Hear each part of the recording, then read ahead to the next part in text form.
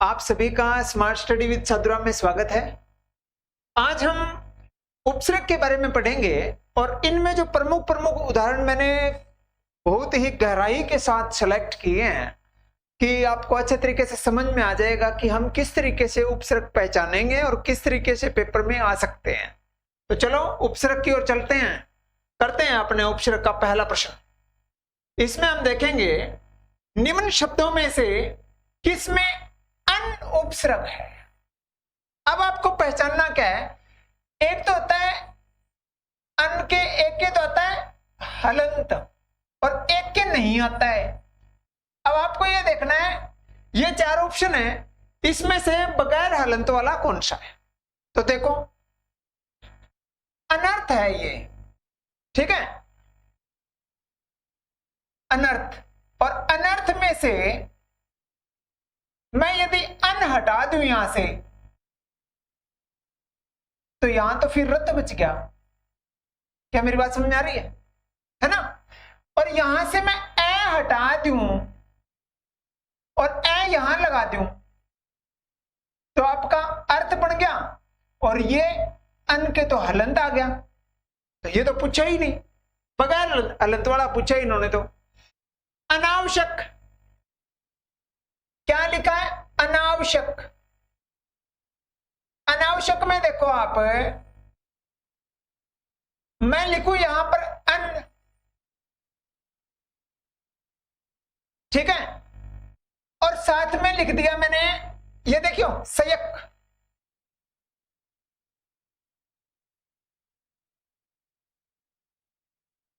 अनावश्यक, ठीक है, ये है अनावश्यक अपना। और इस अनावश्यक में मैं यदि ये लिखूं अन हटा दिया मैंने, ठीक है, अन हटाया है तो अन के इसके मैं हलंत लगा दूं तो यहां मात्रा किसकी है, आ की। तो ये अपना क्या बन गया, आवश्यक। क्या बन गया, आवश्यक। अगला है अनुपस्थित। अब ये देखो क्या वर्ड है, अनुपस्थित। और अनुपस्थित में मैं अन हटा दूं, अब देखो कुछ मान लो अनु के निशान लगा दें, वो देखो आप क्या होगा, अनु। अब मैं क्या काम करूंगा, अनु अलग कर दिया और पस्थित लिख दिया। ये तो कोई बनया को नहीं भाई, पस्थित का कोई मतलब नहीं। यहां से मैं ऊ हटा दूं और यहां लगा दूं तो ये तो उपस्थित तो बन गया, ये सही बन गया ना। तो ये मैंने ऊ हटाया यहां से तो यहां क्या बना फिर, अन। अलन, अन कौन सा, हलंत वाला, ठीक है ना। उसके बाद में ये देखो अन जान। अब यदि मैं इसको हटा दूं, अन हटा दिया मान लो मैंने और अजान बन गया। अब आपको देखना है अजान ठीक है या जान ठीक है। आप कहोगे जान ठीक है तो अपना ये आपका उत्तर हो गया। और सभी में अन के हलंत आ रहा है, इसमें अन के हलंत नहीं आ रहा है। क्या मेरी बात समझ में आ रही है। मैंने वो प्रश्न उठाए हैं जो पेपर में पहले आए हुए हैं और आने की संभावना है। अगला प्रश्न, ये उसका उल्टा हो गया, इसमें अन उप हलंत वाला है, ठीक है। और अन हलंत वाले में अपने को क्या काम करना है, देखो, ठीक है। तो इसमें अपना उपसर्ग कौन सा आया, बगैर हलंत वाला, ठीक।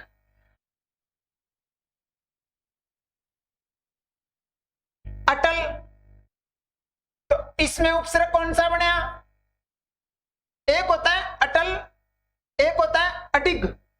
अडिग का मतलब होता है जो डिगे ना, अटल का मतलब होता है जो टले ना। तो यहां पर ए उपसर्ग है, यहां पर अन उपसर्ग है। अब इसमें देखो अतिथि, अति नहीं आएगा, कहीं कोई बच्चा ये लगा दे अति उपसर्ग और थी आ गया शब्द ना। तिथि दिनांक, जिसकी तिथि निश्चित ना हो उसको ही अतिथि बोलते हैं। अब देखो अनभ्यास, अभ्यास। अब यदि मैं इस कोई बच्चा ये कहते जी इसमें तो ए प्लस अभ्यास लिख दो, तो गलत हो गया अपना, तो ये कोई वर्ड ही नहीं। ठीक है, कुछ बच्चे ये कहते अन लिखे अभ्यास लिख दो, अन लिखे अभ्यास लिख दो जी, तो अभ्यास तो नहीं, अभ्यास तो सुने मैंने, तो अभ्यास लिखेंगे ना तो यहां से मेरे को ए हटाना पड़ेगा और ए यहां लगाना पड़ेगा। समझ रहे हो मेरी बात? अभ्यास लिखेंगे तो उपसर्ग अपना कौन सा आया फिर? ये आया ना, यही इसने पूछा है। ये लो, इसमें अन बगैर हलंत वाला है, इसमें हलंत वाला है, इसमें अ उपसर्ग है, इसमें अ उपसर्ग है। पहचाननी पड़ेगी आपको। कई बार तो हम इस तरीके से टुकड़े करके पहचानेंगे, कई बार संधि विच्छेद करनी पड़ेगी अपने को। अगला प्रश्न अपना, सम उपसर्ग नहीं है। देखिए नहीं है, ध्यान से देखना, सम उपसर्ग नहीं है। देखिए इसमें आप देखेंगे इसकी संधि विच्छेद होती है कि यदि किसी के पीछे क्री धातु आ जाए सम के पीछे, क्या होता है? देखो मैं आपको बताऊं, संविधान, ठीक है, संशोधन, संयोग, संयोग, संजय, मतलब कुछ वर्ड आए जिसके ऊपर बिंदी हो, 99% उसमें सम उपसर्ग होगा। संविधान, संशोधन, संयोग, समझे। ठीक है, अब प्रश्न तो अपना हटके है भाई। संविधान में तो ये देखो सम उपसर्ग हो गया, तो मैंने यहां लिख दिया सम प्लस विधान। ठीक है, अब मैंने क्या काम किया इसमें, देखिए अब मैं क्या कर रहा हूं, सम हो गया प्लस कृत आएगा। संधि विच्छेद का एक नियम है, उसमें ये कहते हैं जिस तरीके से संस्कृत है, चाहे वो संस्कार है, चाहे वो संस्कृति है, वो ये कहते हैं यदि किसी के सम उपसर्ग के बाद में क्री धातु हो, सम उपसर्ग के बाद में क्री धातु हो, तो उसके बीच में शय का आगम हो जाता है, आधे शय का मतलब। तो इसमें अपना उपसर्ग कौन सा है? सम। अगला समर्थ। अब इसमें वही बात आई, कुछ कहेंगे जी अब देखो मर्थ बनेगा शब्द? नहीं बनेगा, रथ बनेगा। अब रथ में तो र पूरा आता है, अब इसमें तो रथ है, ये है, तो यहां पर क्या आया? सम आया। और इसको बढ़िया शब्द बना दें तो इसमें से ए हटा देंगे, इसके हलंत आएगा, तो यहां क्या बन गया फिर? अर्थ बन गया। तो ये अपना सम उपसर्ग हो गया। नहीं है तो देखो सु प्लस आगत स्वागत, सु प्लस आगत स्वागत कौन सी संधि है? दीर्घ संधि, गुण संधि, वृद्धि संधि, यण संधि और अयादि संधि। तो आधे जिसके यह और वह से पहले आधे आ जाए यण संधि है। ठीक है, तो अपना उत्तर कौन सा हुआ? स्वागत। शु है इसमें और सभी में सम है। अगला है निम्न में से किसमें प्रति उपसर्ग नहीं है? प्रति उपसर्ग नहीं है, प्रति उपसर्ग नहीं है, नहीं पूछ रखा है। 3 में है, 1 में नहीं है। देखिए इसकी संधि विच्छेद होगी प्रति प्लस स्थान। जिस तरीके से आप युधिष्ठिर की करते हो तो इसकी क्या होगी? युधि प्लस स्थिर। कुछ नहीं करना, सठ का सत करना होता है।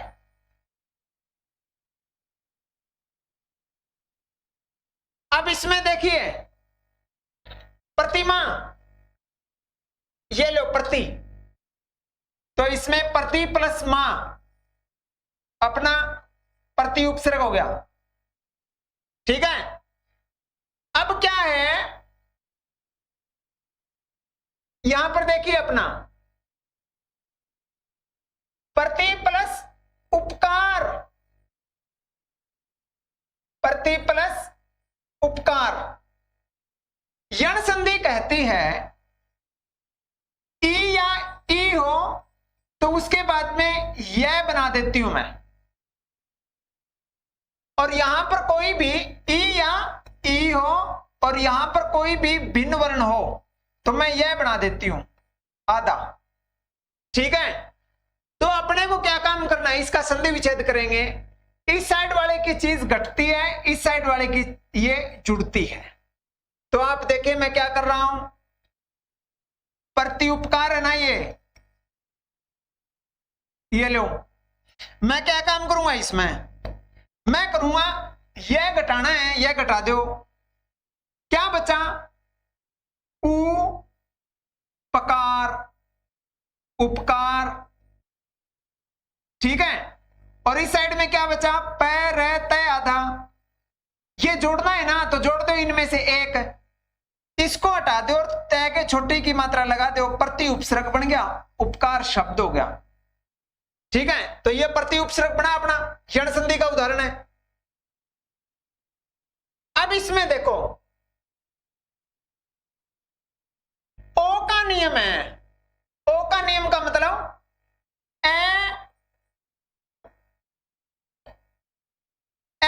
और उ ओ हो जाते हैं। कौन सी संधि में, गुण संधि के अंदर। गुण संधि के अंदर एक मात्रा का नियम होता है, वृद्धि संधि के अंदर दो मात्रा के नियम होते हैं। ठीक है, दो मात्रा के नियम होते हैं। तो इसकी संधि विच्छेद देखिए, पर प्लस उज्जवल, फिर उज्जवल क्या करेंगे उत प्लस ज्वल। आपसे पूछे निम्न में से किस में दो उपसर्ग है, एक उपसर्ग दो उपसर्ग। ठीक है, तो इसमें पर आया तो आपका उत्तर कौन सा हुआ, थर्ड। अगला अपना निम्न में से किस में अनु उपसर्ग है, कौन सा अनु उपसर्ग है। इसमें आप देखेंगे अनु, इस तरीके से नहीं पहचानना है आपको, बीच में तो अनु है, इसमें अनु है, इसमें अनु है, तो ये उतर आ गया। थोड़ा सा ध्यान से देखना पड़ेगा।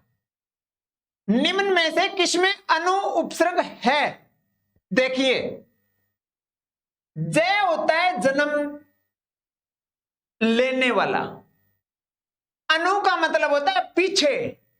तो इस शब्द के टुकड़े मैंने करे अनु प्लस जय। ठीक है, अगला देखें, इसमें एक होता है उदार, एक होता है अन प्लस उदार, और इसमें ऊ जुड़ गया तो ये क्या बन गया अनुदार। तो यहां पर देखें, यहां अनु शब्द को भी देखना पड़ता है कि उदार और अनुदार में अर्थ में कितना का अंतर आ रहा है।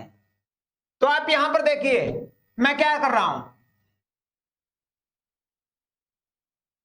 अनु प्लस दार, और यदि मैं यहां से ऊ हटा दूं तो ऊ मैं यहां लगा दिया तो ये तो बन गया उदार, और ये यहां पर बचा क्या है अन। ठीक है, अब इसी तरीके से इसमें देखो अन दिकार, अन दिकार, पर दिकार तो कोई शब्द तो नहीं बना, तो यहां से मैं ए हटा दूं और ए वहां लगा दूं, ए हटा दिया ए लगा दिया, तो यहां अन उपसर्ग बना, अधिकार शब्द बना। यहां देखिए अब अनु नहीं है, उत्तीर्ण का ऑपोजिट क्या होता है? अनउत्तीर्ण। ठीक है, तो यहां पर देखिए अनु प्लस तीर्ण। ठीक है, अब अपने को क्या काम करना है? ये बना नहीं तो यहां से ये काटो और यहां लगा दो। अब बन गया। यहां फिर क्या बचा? अन और न के हलंत। तो यहां पर यहां पर क्या है? अन के हलंत है, यहां हलंत है, यहां हलंत है, ये अपना उत्तर है। तो अपना उत्तर कौन सा आया? 5वें का पहला। ठीक है, देखो जिस बच्चे को ये मैं 10-12 उदाहरण जो करवाऊंगा वो समझना, आपके पेपर में यहीं से आ जाएगा और आपके समझ में भी आ जाएगा कि किस तरीके से उपसर्गों को छांटना होता है, पकड़ना होता है, चयन करना होता है। अगला प्रश्न कहता है निम्न में से किस में अभी उपसर्ग है? अभी, देखिए अभी है इसमें। निम्न में से किस में अभी उपसर्ग है? अभी प्लस नेता, अभिनेता, अभी प्लस नेत्री, अभिनेत्री। इसमें अभी प्लस अंतर। ठीक है, अभी प्लस अंतर, अभी प्लस इप्सा।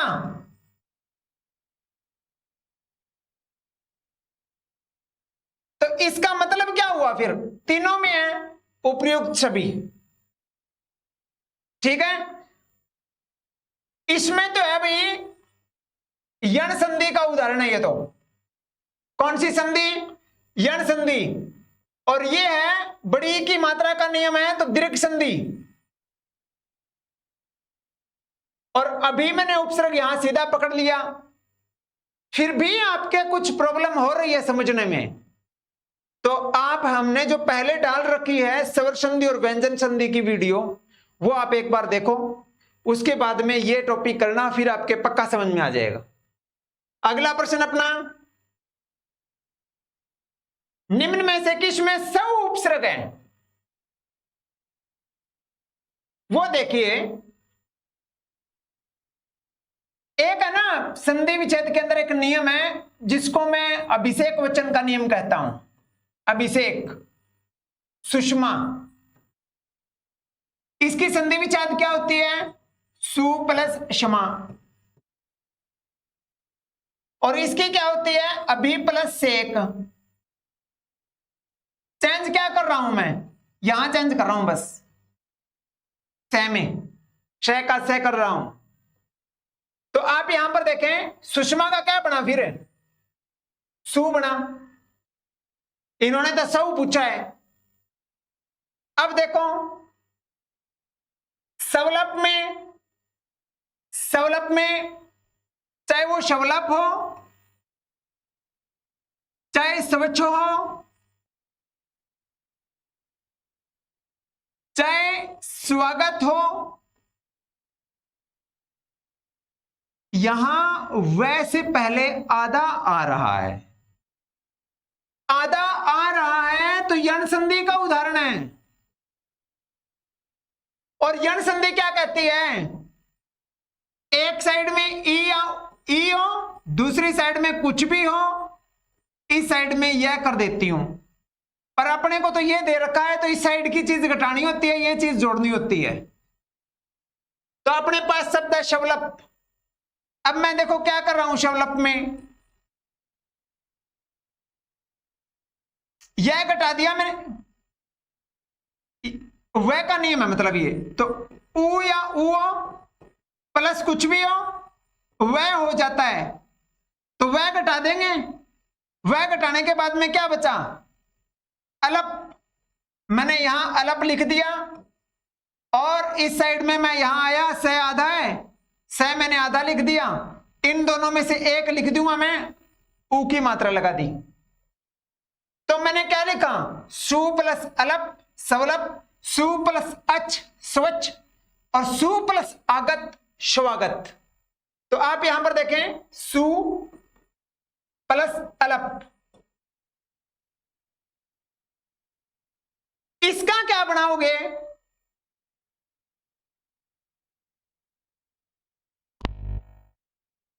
इसका मैंने बताया ना सु प्लस आगत,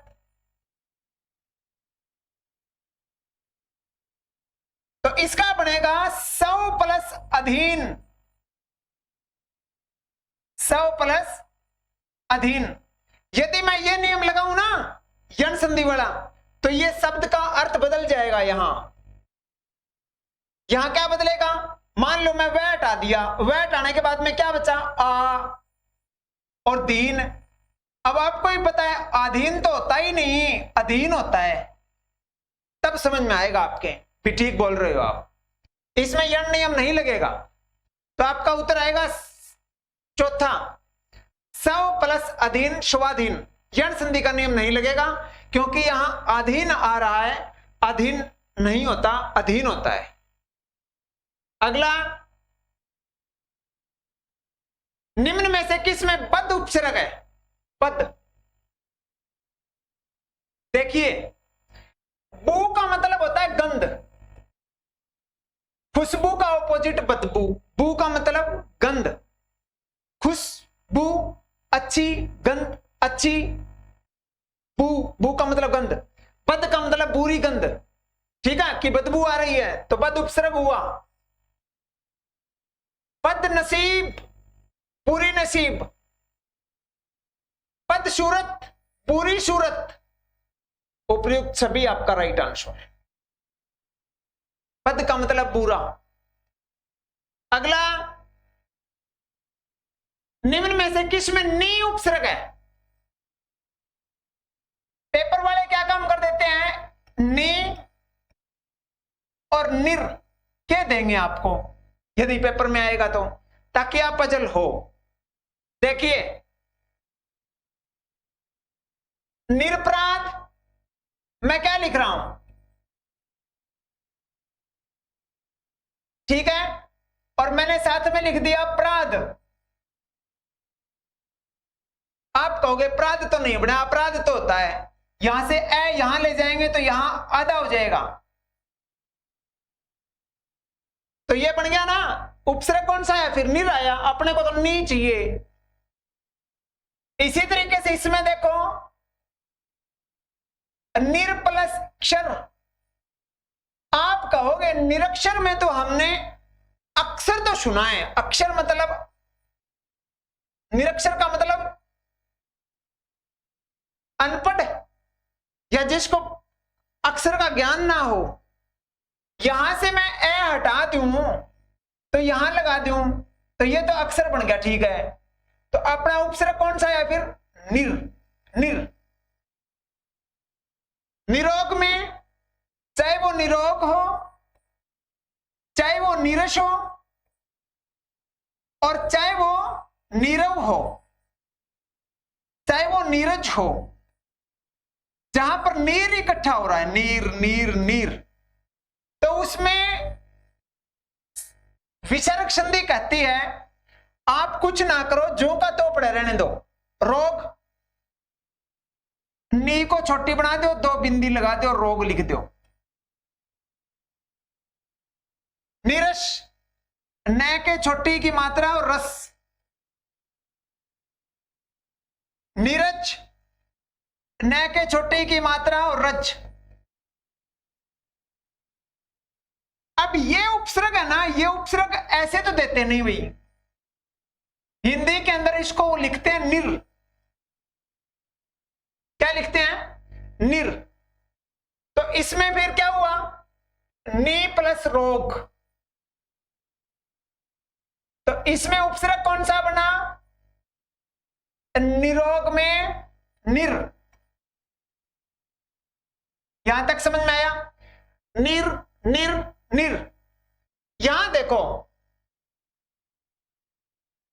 न्याय में क्या होता है, न्याय की संधि विच्छेद यह से पहले आता है या से पहले आता है तो यण संधि है, यण संधि है तो इसकी संधि विच्छेद होगी नी प्लस आई। तो ये कौन सा उपसर्ग हुआ? नी। ठीक है, अगला प्रश्न अपना, निम्न में से किस में निर उपसर्ग नहीं है? निर उपसर्ग नहीं पूछ रखा है नहीं पूछ रखा, नहीं पूछ रखा है। देखिए अभी मैंने बताया आपको, इसमें तो नी प्लस रस संधि विच्छेद होती है, इसकी विसर्ग संधि है, और इसका फिर क्या लिखते हैं हिंदी में? बिंदी का रे बना देते हैं, ये लो। तो इसमें निरुपसर्ग हुआ, नहीं पूछ रखा है। तो देखिए निशुल्क, निशुल्क में हम लिखते हैं इस तरीके से शुद्ध शब्द, तो शुल्क हो गया और ये उपसर्ग हो गया, तो ये उपसर्ग कैसे लिखेंगे? निश। तो अपना उत्तर क्या आया? निशुल्क। हम इसमें भी लिख सकते हैं निरादर में। देखिए मैं क्या कर रहा हूं, निर और प्लस दर। यदि मैं यहां नीरा प्लस दर लिखूं या रादर लिखूं, मान लो रादर का तो कुछ बना नहीं, तो निर और निर में से आ हटा दूं तो अगला शब्द क्या बन गया? आदर, निरादर। और इसी तरीके से इसमें देखो निर्भिमान, ये विमान हुआ, मैंने विमान लिख दिया, और मैंने यहां निर लिखा। आप कहोगे जी विमान तो मैंने नहीं सुना, अभिमान तो सुना है, यहां से हटा दो, यहां लगा दो।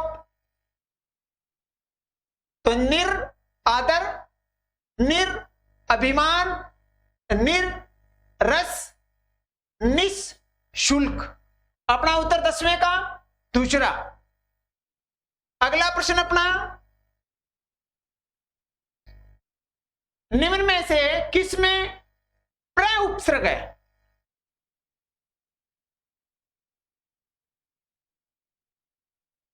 प्र और प्रतीक इकट्ठे देंगे आपको ताकि आप पजल हो जाओ। इसके लिए हम क्या काम करते हैं? देखिए मैंने युधिष्ठिर वाला नियम बताया ना आपको, उसी में यही है, प्रति प्लस स्थान, प्रतिष्ठान। प्रति प्लस उपकार, प्रत्युपकार। प्रति प्लस मां, प्रतिमा।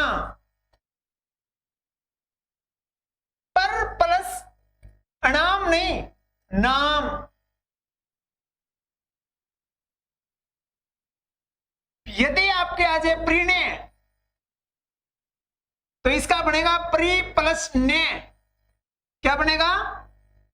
अणे का न बनाना है आपको। फिर इसी तरीके से मैंने प्रणाम में लिखवाया प्र प्लस नाम, अणा का ना कर दिया मैंने। अगला तो अपना उत्तर कौन सा है? फिर प्रणाम। अगला प्रश्न, निम्न में से किस में अनु उपसर्ग नहीं है? तो इसमें देखें आप, अनु प्लस उदित संधि विच्छेद क्या कहती है? छोटा ऊ और छोटा ऊ बड़ा ऊ हो जाता है, तो इसमें तो अनु उपसर्ग है। फिर अनु प्लस कर्म, अनुक्रम, इसमें भी अनु उपसर्ग है। अनु प्लस छेद, हिंदी कहती है ई या ऊ हो प्लस छ हो तो उसके बीच में च आ जाता है। उदाहरण स्वरूप विच्छेद, अनुच्छेद। तो इसमें क्या बनेगा? अनु प्लस छेद, वी प्लस छेद। ठीक है, तो यहां आया ना, तो इन तीनों में अनु अनु अनु अनु है। आप कहोगे फिर इसमें भी अनु दिख रहा है हमारे को, नहीं, इसका बनेगा अनु प्लस ये, पर ये तो गलत हो गया अपना। इसको ठीक करने के लिए ये ऊ यहां ले जाएं, तो यहां ले गए, उर्वर बन गया, और उर्वर में से यहां से हमने यहां ले गए, तो अपने पास क्या बचा? ये अन बचा, हलंत वाला। तो आपका राइट आंसर चौथा। तो हमने ये आपको 12 उदाहरण करवाए। यदि आपको पसंद आए और यदि समझ में ना आए तो आप वीडियो देखना, स्वर संधि और व्यंजन संधि की जो हमने पहले करवा रखी है, और यदि पसंद आए तो कमेंट अवश्य करना, और यदि कोई कमी हो तो बताना, ताकि अलग अलग एंगल से हम किस तरीके से और तरीके से करवा सकते हैं। तो आज के लिए बस इतना ही। आपका बहुत बहुत धन्यवाद।